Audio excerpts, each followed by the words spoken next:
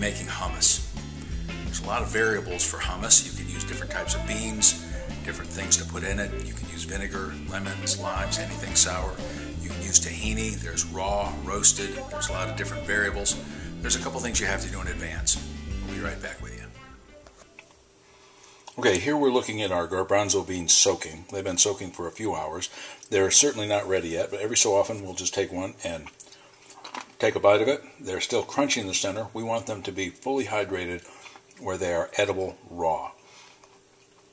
We're going to cook these, but that's where I like to start. It also gives you the option of making hummus with the, I'm going to call them raw garbanzo beans, which is also very good. Okay, these are the beans after they've been cooked. We let them soak overnight, cook them for a couple hours, and they are ready to go. We'll be right back with you.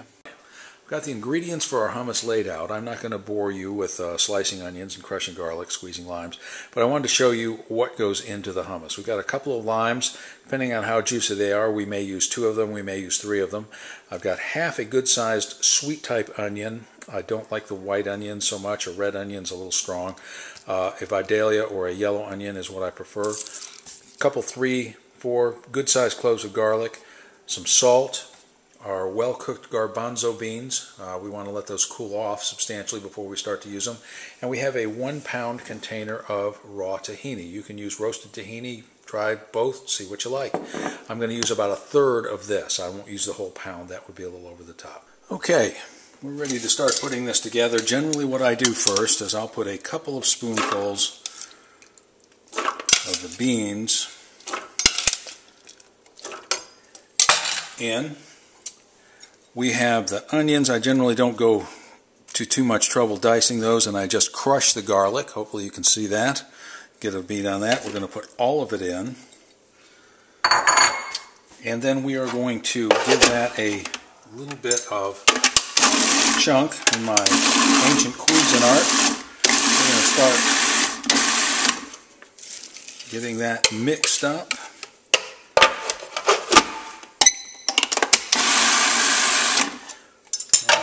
To add our lime juice. I ended up using 3 limes. I'm going to put that in so that this blends a little quicker.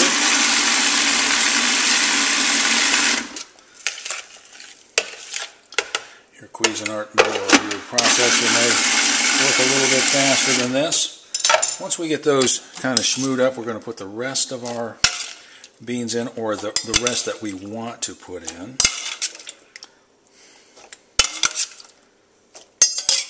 And then we're going to add our tahini. Now again, if this is about 1/3, I have topped that off with another one, so we're going to pop all that in there.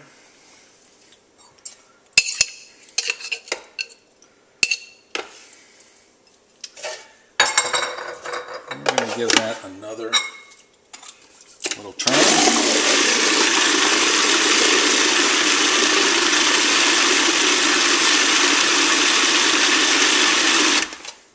Now, the way that looks when it's going, that's about what you're going for. You don't want it too soupy. You don't want it too soupy.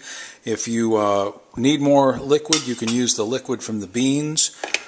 You can put more oil in it if you want. Now, we have not put our salt in yet, so we will carefully measure about a tablespoon of salt. Pop that in, and we're going to let this mix. We're going to let this mix a couple seconds. There's a lot of ways you can personalize your hummus. You can roast the garlic, caramelize the onions. You can add soy or Worcestershire sauce to the mix. You can put some dill in it. That's very good. Cilantro, parsley, hot peppers. You can substitute black beans or tofu for the garbanzo beans, or mix them up. Use parts of each. A lot of ways to go. I hope you have fun experimenting around, and thanks for stopping by.